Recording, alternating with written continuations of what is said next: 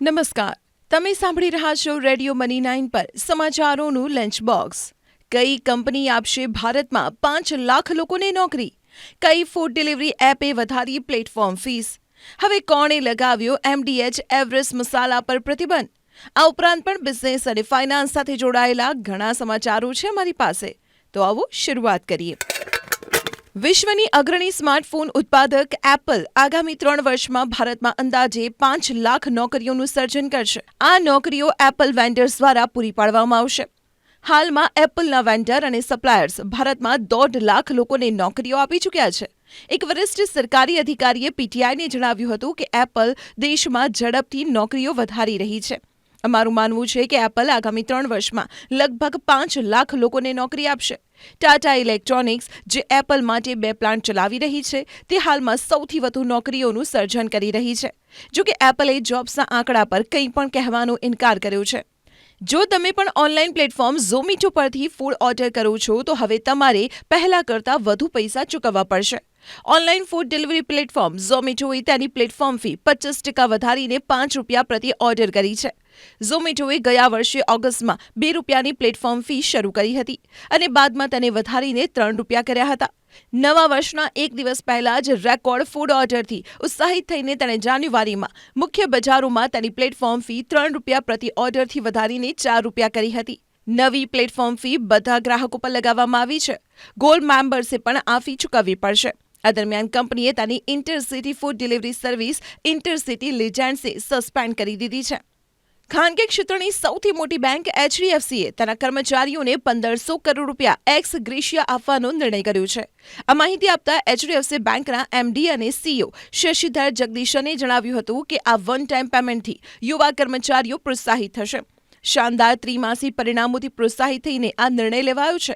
બેંકને જાન્યુઆરી-માર્ચ ક્વાર્ટરમાં ₹16,511 કરોડનો ચોખ્ખો નફો થયો છે। શશિધર જગદીશનના જણાવ્યા મુજબ બેંકનો સ્ટાફ સારું પરફોર્મ કરી રહ્યો છે, તેનું ઇનામ તેમને મળવું જોઈએ।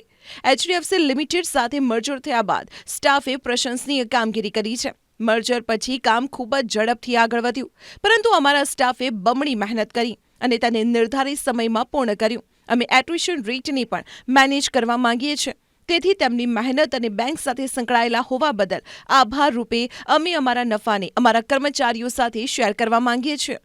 હોંગકોંગના ફૂડ સેફ્ટી ડિપાર્ટમેન્ટે ભારતીય કંપની એમડીએચ અને એવરેસ્ટના કેટલાક પેકેજ મસાલા પર પ્રતિબંધ મૂક્યો છે।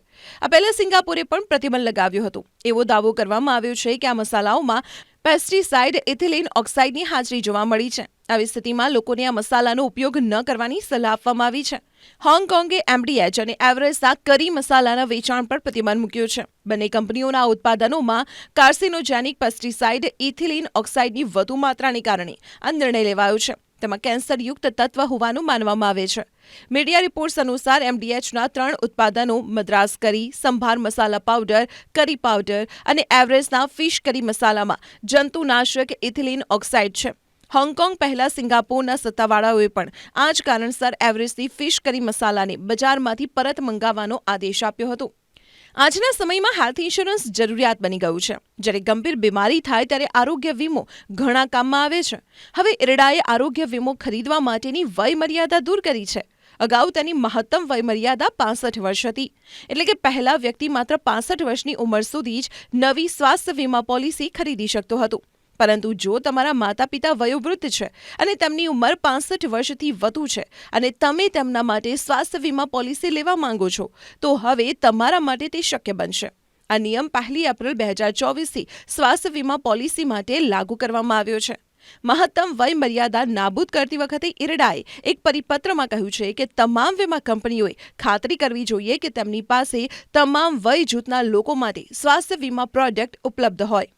યુનિવર્સિટી ગ્રાન્ટ્સ કમિશન એટલે કે યુજીસીના અધ્યક્ષ જગદીશ કુમારના જણાવ્યા અનુસાર 4 વર્ષના ગ્રેજ્યુએશન ડિગ્રી ધરાવતા વિદ્યાર્થીઓ હવે ડાયરેક્ટ નેટમાં બેસી શકે છે અને પીએચડી કરી શકે છે। જોકે જુનિયર રિસર્ચ ફેલોશિપ એટલે કે JRF સાથે અથવા તેના વિના પીએચડી કરવા માટે ઉમેદવારોએ તેમના 4 વર્ષના સ્નાતક અભ્યાસક્રમમાં ઓછામાં ઓછા 75% ગુણ અથવા તેની સમકક્ષ ગ્રેડ હોવું જરૂરી રહેશે। અત્યાર સુધી નેશનલ એલિજિબિલિટી ટેસ્ટ એટલે કે નેટ માટે ઉમેદવારે ઓછામાં ઓછા 55% માર્ક્સ સાથે માસ્ટર ડિગ્રી હોવી જરૂરી હતી, પરંતુ હવે વિદ્યાર્થીઓ 75% સાથે 4 વર્ષની ગ્રેજ્યુએશન ડિગ્રી પછી સીધા જ PhD કરી શકે છે.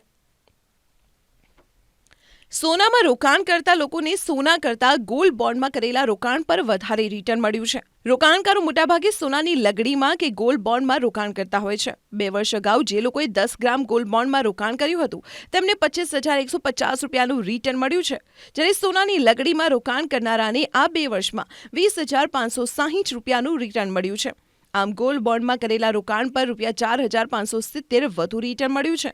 સોવરિન ગોલ્ડ બોન્ડ સરકારી જામીનગીરી છે જે રિઝર્વ બેંક બહાર પાડે છે. ગોલ્ડ બોન્ડ સોનામાં રોકાણનો એક વિકલ્પ છે, જેને ડિજિટલ ગોલ્ડ કે ગોલ્ડ બોન્ડ પણ કહેવામાં આવે છે. Bank, post office, mutual fund, cooperative society, fintech કંપનીઓમાં હાઈ વેલ્યુનું રોકાણ કરનારાએ 30 જૂન પહેલા ઇન્કમટેક્સ પોર્ટલને જાણ કરવી પડશે.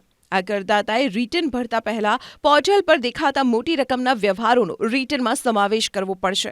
તાજેતરમાં CBDTએ પરિપત્ર કરીને બેંકોમાં, પોસ્ટ ઓફિસમાં, મ્યુચ્યુઅલ ફંડ, કોઓપરેટિવ સોસાયટીઓ અને ફિનટેક કંપનીઓમાં કરેલા હાઈ વેલ્યુ ટ્રાન્ઝેક્શનની વિગતો માંગી છે. આ વિગતો માટે બેંકોમાં ₹50 લાખથી વધારેના વ્યવહારો, શેરબજારમાં ₹10 લાખથી વધારેની લે-વેચની વિગતો, પોસ્ટ ઓફિસમાં ₹5 લાખથી વધારેની ડિપોઝિટની વિગતો 30 જૂન સુધીમાં આપવાની રહેશે.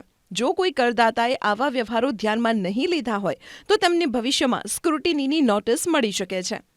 તો સમાચારોના લંચ બોક્સમાં આજે માત્ર આટલું જ. તમે સાંભળતા રહો રેડિયો મની 9.